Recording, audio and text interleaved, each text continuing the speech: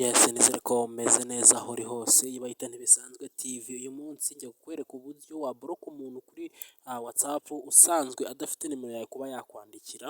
Hari ukuntu abantu badafite nimero zawe bajya bakwandikira kuri WhatsApp ukabibona, ariko uyu munsi njya kukwereka uburyo izo nimero udasanzwe warasevinze muri telefone yawe zitakwandikira kuri WhatsApp. Ese bikorwa gute? Bigenda bite? Mu buhe buryo? Cyangwa se no kureba iyi video mpaka irangiye. Icyo uzakora wowe uzaza kuri WhatsApp yawe, numara kujya kuri WhatsApp yawe icyo uzakora rero kadusubira inyuma gato mbereke. Numara kujya kuri WhatsApp yawe uzahita uza hano hejuru muri utu tudomo dutatu turi hano hejuru. Numara kujya ku tudomo dutatu turi hano hejuru, icyo uzakora uzadukandaho.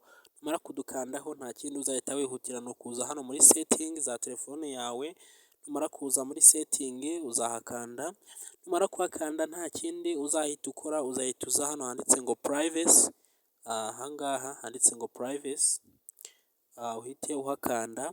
Numara gukanda kuri hano privacy, numara guhakanda gutya, icyo uzakora ubwo uzahita uzamuka hano hasi urebe ahantu handitse ngo advanced. Dore ni ahangaha, uhite uhakanda handitse advanced, uhite uhakanda.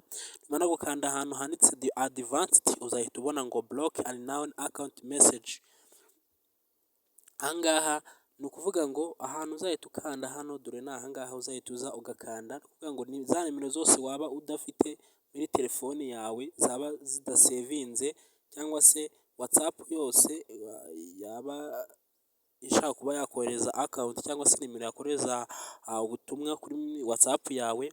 Niba udasanzwe ufite iyo nimero ntabwo yemerewe kuba yakohereza ubwo butumwa kuri wowe ngo bube bwakugeraho. Icyo uzakora uzahita uza, urabona ko ari hejuru hafunze. Icyo uzakora urabona ko hano hafunze, uzahita uza uhakande gutya, uhafungure gutya muri ubu buryo gutya, uhafungure.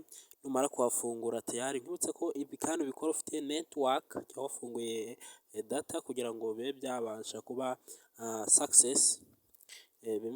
Bicemo rero ni uko wafunguye data. Icyo uzakora uzabanza uzifungure data.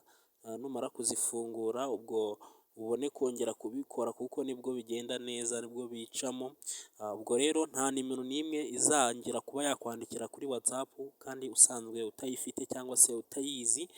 Rero kankubwira ngo niba iyi video yagushimishije ntugende udakanze like na subscribe kuri YouTube. Mukomeze kuba mwagira ibihe byiza, ndabakunda cyane.